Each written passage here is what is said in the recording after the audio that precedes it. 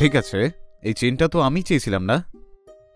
হ্যাঁ। তোর পরের জন্মদিনে এর চেয়ে খুব একটা দামই দেবো। হ্যাঁ ঠিক আছে না? তোমার ইচ্ছে।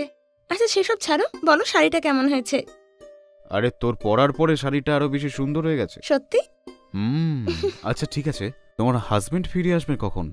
ওনার অফিস থেকে ফিরতে বিকেল হয়ে যাবে। ও ওকে। যদি উনি এসে আমাদের দুজন কিভাবে দেখে না, আমাদের তো ছাড়বেই না। আরে এরকম কিচ্ছু হবে না। কাল মুভি দেখতে চাই। আহ, এই রেখা, কেউ দরজায় ধাক্কা দিচ্ছে। কি এসছে বলো তো? আমি কি করে জানবো যে দরজায় কে? তোমার সাথেই তো বসে আছি আমি এখানে। খুব জোরে ধাক্কা দিচ্ছে। যদিও তোমার হাজবেন্ড হয়তো। উনি তো অফিস চলে গেছেন না, এই টাইমে তো আসেন না কখনো। আর কে এসছে বলো তো? তুমি থামো, আমি গিয়ে দেখে আসছি কে এসেছে। এই দাঁড়াও, আমিও আসছি।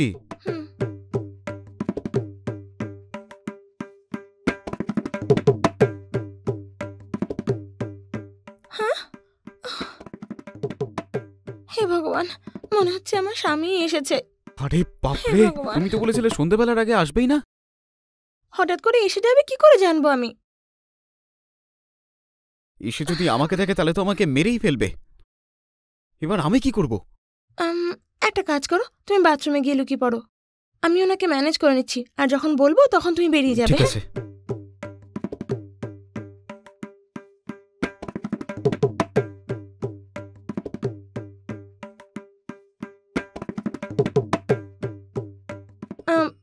কি হয়েছে গো, এত তাড়াতাড়ি এলে যে তুমি? এতক্ষণ কি করছিলে? কতক্ষণ ধরে আমি বাইরে দরজায় কড়া নাড়ছিলাম, করছিলে কি? আরে হাতে ব্যথা করছে দরজায় কড়া নেড়ে। তুমি কি শুনতে পাচ্ছিলে না? সেরকম কোনো ব্যাপার নয়, আসলে মাথা ধরেছিল তাই বেডরুমে শুয়েছিলাম। ও, মাথায় ব্যথা করছে? আচ্ছা আচ্ছা, ভিতরে এসো।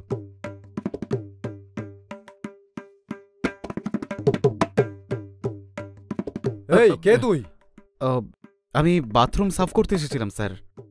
আচ্ছা, ভালো করে পরিষ্কার করেছো তো? হ্যাঁ, খুব ভালো করে করেছি স্যার। আপনি চাইলে একবার দেখে নিন। তো আমি আসছি স্যার। হ্যাঁ ঠিক আছে ঠিক আছে। স্যার ওই ক্লিনিং এর পয়সাটা যদি দিয়ে দিতেন। টাকা? এই তুমি ওকে টাকা দাওনি? না গো, কোনো টাকা দিইনি আমি। হয়েছে কত? 500 হয়েছে স্যার। এই নাও। ওকে, থ্যাংক ইউ স্যার। স্যার ওই 5 স্টার রেটিংটা দিয়ে দেবেন স্যার। হ্যাঁ ঠিক আছে। Thank you sir. Thanks madam. আচ্ছা ঠিক আছে। এই এত কি দেখছো? না না, কিছু না। ঠিক আছে, আমি ঘরে গিয়ে একটু ফ্রেশ হচ্ছি, তুমি একটু কফি নিয়ে এসো। হ্যাঁ ঠিক আছে। আপনার মেয়েকে দেখার জন্য কালকে সকালে ছেলে আর তার ভাই আসছে। আপনি ওর সাথে কথা বলে নিন। আমার একটা ইম্পর্টেন্ট কাজ আছে, তাই আমাকে একটু গ্রামে যেতে হবে। সেই জন্য আমি কালকে আসতে পারবো না। আপনি একটু ম্যানেজ করে নেবেন ম্যাডাম। হ্যাঁ হ্যাঁ, আমি দেখে নেব। ঠিক আছে ম্যাডাম, আমি রাখছি। কি হয়েছে মা, অফিসের জন্য লেট হয়ে গেছে? হ্যাঁ হ্যাঁ মা, আর কিছুক্ষণের মধ্যে ক্যাব এসে যাবে, আর আসলেই বেরিয়ে যাব আমি। তোর সাথে আমার কয়েকটা কথা আছে। কি হয়েছে বলো? কাল তোকে দেখতে ছেলের বাড়ি থেকে লোক আসবে। ছেলে আর ওর এক ভাই তোকে কালকে দেখতে আসছে। ও আচ্ছা, কাল একটা দরকারি কাজ আছে আমার। ওরা কখন আসবে মা? ওরা বলেছে যে 9টা সাড়ে 9টার মধ্যে চলে আসবে। আচ্ছা, 9টার সময়? আচ্ছা ঠিক আছে, ওরা চলে যাবার পর আমি অফিস যাব তাহলে। হাফ ডে ছুটি নিলে ঠিক আছে না? হ্যাঁ ঠিক আছে রে মা, তাতেই হয়ে যাবে। আচ্ছা ঠিক আছে মা, আমার ক্যাব এসে গেছে, আমি আসছি। হ্যাঁ হ্যাঁ, এসো বাবা, এসো ভেতরে ভিতরে চলো। বসো। কালকে ঘটক আমাদের সবকিছু বলেছে, তোমার পরিবার, তোমার ব্যবসা সবকিছু নিয়ে আমাদের জানিয়েছে। তাহলে মেয়েকে ডাকি? আরে হ্যাঁ নিশ্চয়ই, ডাকুন। ঠিক আছে। সুজাতা, সুজাতা, তাড়াতাড়ি আয় মা। চুপ কর, আসছে।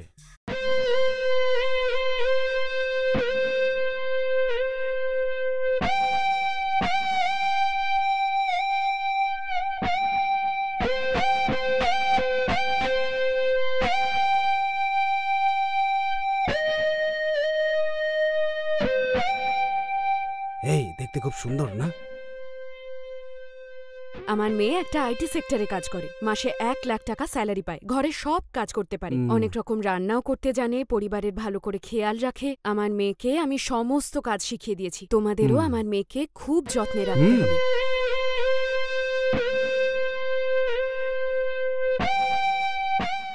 আমি আপনার মেয়ের সাথে একা কথা বলতে পারি? ঠিক আছে, কথা বলে নাও। হুম। হুম।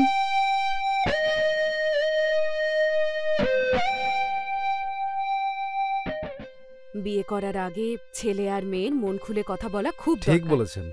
তুমি এখন কি করছো বাবা? আমি একটা সফটওয়্যার কোম্পানির ম্যানেজার।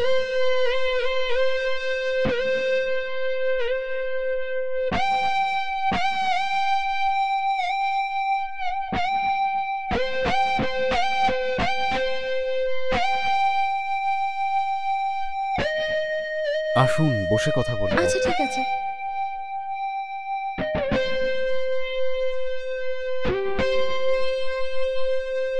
উম, আম, আমি তো এই প্রথমবার মেয়ে দেখতে আসলাম।